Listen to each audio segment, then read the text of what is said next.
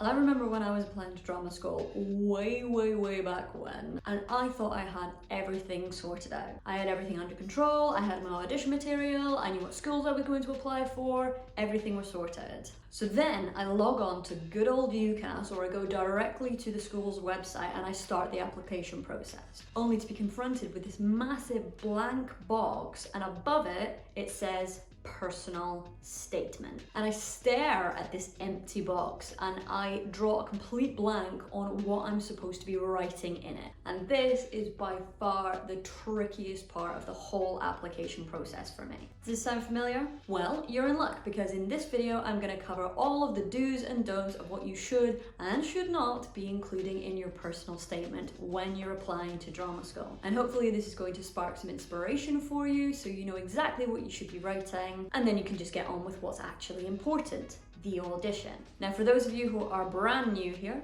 hey, I'm Louise, I'm an audition coach. I help professional actors get the jobs of their dreams, and I help actors auditioning for drama school get the places of their dreams. So make sure to follow me and watch all my other videos. So let's get into it. In a nutshell, drama schools want to read your personal statement and they want to get a sense of the following: who you are as a person, what experience you have within the arts, what your intention with training is, what inspires you to create work through acting, how you plan to apply yourself to training, and what other things have you got going on in your life that make you a fully rounded human being. That's it. As long as you are hitting those points, you are on track to be writing a pretty good personal statement. Now, because I am so incredibly lovely and I want you to succeed at all of the auditions that you apply for, I have created a personal statement help sheet. Ooh. Ah. And that outlines everything that I'm talking about in this video in an easy to read format, which is completely free. So follow the link in the description to grab yourself your own copy. So let's break down those points. Who you are as a person. This is about what you think and what opinions you have of acting, of training, of the world in general. What do you think is important? What values do you hold? What things do you stand for? And for this, they want to know your thoughts. So do not begin your personal statement with a quote. Regardless of whether it is a famous actor, a director, a politician, a famous figure in history, don't do it. Because how can you be showcasing your own thoughts by using somebody else's words? So come up with your own. What experience you have within the arts. The drama schools kind of want to see that you didn't just stumble into acting moments before you decided to apply to drama school. Applying to drama school shouldn't be an afterthought. It shouldn't be a last resort. It shouldn't be, oh, I'm going to apply there because I can't be bothered thinking about applying anywhere else. Because training is tough. It's brutal. So the school wants to see that you have been actively involved in pursuing acting for a little while before applying to drama school. But this does not mean mentioning that you were in the nativity play at school when you were 6 years old, and that's the thing that made you want to become an actor. No one cares. Simply put, the drama school does not care. I'm talking about things that are more recent. Drama societies, amateur dramatics, theatre companies, workshops that you've attended, diploma level training, foundation level training, BTEC level training, making your own work. Anything that has happened in the past 5 years. Anything that's happened before it, it's not worth mentioning unless it's ongoing, i.e. I have been training in ballet for the past 10 years. It's an ongoing process. Or I have been making short films for the past 7 years. Or I have been a member of this theatre company for the past decade, or whatever. But the experience that you mention about being involved in the arts should be current. It should be recent. What your intention with training is. Now, I personally think that this is the most important point that you should be raising and talking about within your personal statement. If you are planning on applying to law school to become a lawyer, you're going to have a fairly good sense about what kind of lawyer you want to be, what kind of career you want to craft for yourself. Maybe you want to go into criminal law or family law or financial law or political law. Maybe you want to start your own law practice. Or maybe you want to advocate for people who are less fortunate than you. Maybe you want to be involved in Amnesty International. or be part of charity organizations. By applying to and attending law school, you have an intention about what you want to use that training to do in later life. And the same kind of logic and thought process should be applied when you're actually looking at drama school. What kind of career do you want to be doing? What kind of work do you want to be making? Because I see this time and time again when I sit on audition panels personally and I read personal statements about these applicants, and they have no understanding about anything other than, I kind of just want to train. I kind of want to piss about for 3 years and just have fun playing lots of different characters. Because the thing is, at the end of the day, you are going to graduate, you are going to go out into the industry, and you are going to find that you have no plan whatsoever, and you are going to crash and burn. Believe me, I know, because that's exactly what I did. And if you don't believe me, or if you want to find out a little bit more, then you can watch the video all about my crash and burn and phoenix rising from the ashes resurrection nonsense journey right here.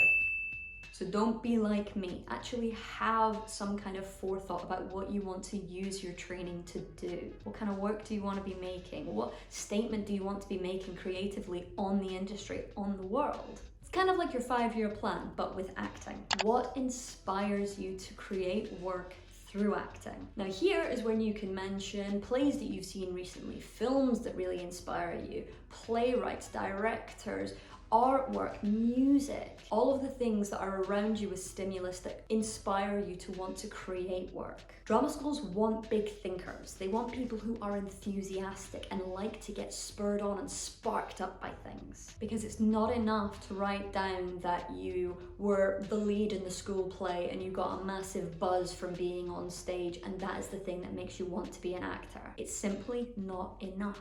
What work is out there that you love and are inspired by that you want to be part of? How you plan to apply yourself to training? Now, like I said, training is tough. It is full on. The hours are brutal and you are going to be consistently challenged and pushed, and you will grow during that process. And most of that time, that growth is quite uncomfortable. So the schools want to have an understanding that you have resilience and a work ethic and enthusiasm and determination and grit, all of those elements that you can apply whilst you're there during training. They also want to see that you have an awareness that training is quite tough, that you're not approaching it from a naive perspective of it's just going to be lots of fun, of make-believe and putting on costumes and having a great old time. It's actually rigorous. Now believe me, it is fun. It is probably going to be the best few years of your life. It was for me. I found training to be absolutely amazing and I wouldn't trade it for the world. But it is brutal. It's so tough. So the schools want to see that you've got a realistic understanding and approach to what is to come. And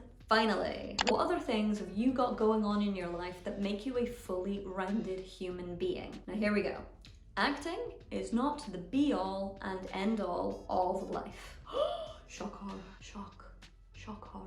Now, in order to be an actor, i.e. in order to inhabit somebody else's mind and body and pursue things from their point of view, you've got to have an understanding of other perspectives in the world, of other experiences and other things. Because if all you know how to do is act, if the only interest that you have is acting, the only thing that you're going to be able to actually play is an actor. Now, when I read personal statements and all I see is theatre experience and reading plays and watching films, alarm bells start to ring for me. And I start asking the questions, where is the varied interests? Where are the sports? Where are the hobbies? Where is the experience traveling to different countries? Where is the painting and the debating society and the musical instruments and the dance and the interest in psychology or astronomy or astrology or astrophysics or ice baths or fashion designing or history or the book clubs or the writing clubs? Believe me, I could go on. Now, I had a coaching client not too long ago,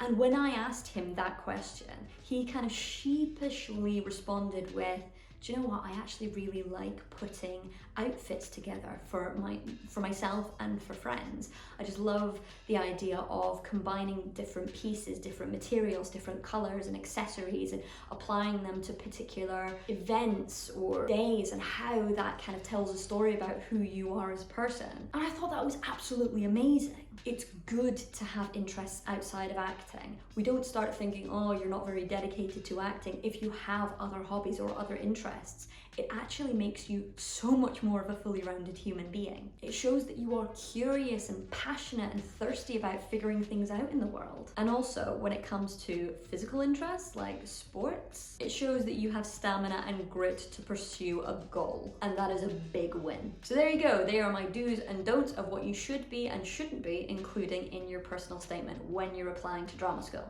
Now remember to grab your personal statement help sheet. The link is in the description below. And also remember to like and subscribe, and also remember to comment below if you have an audition coming up so that we can give you a big thumbs up, and a big good luck. But until next time,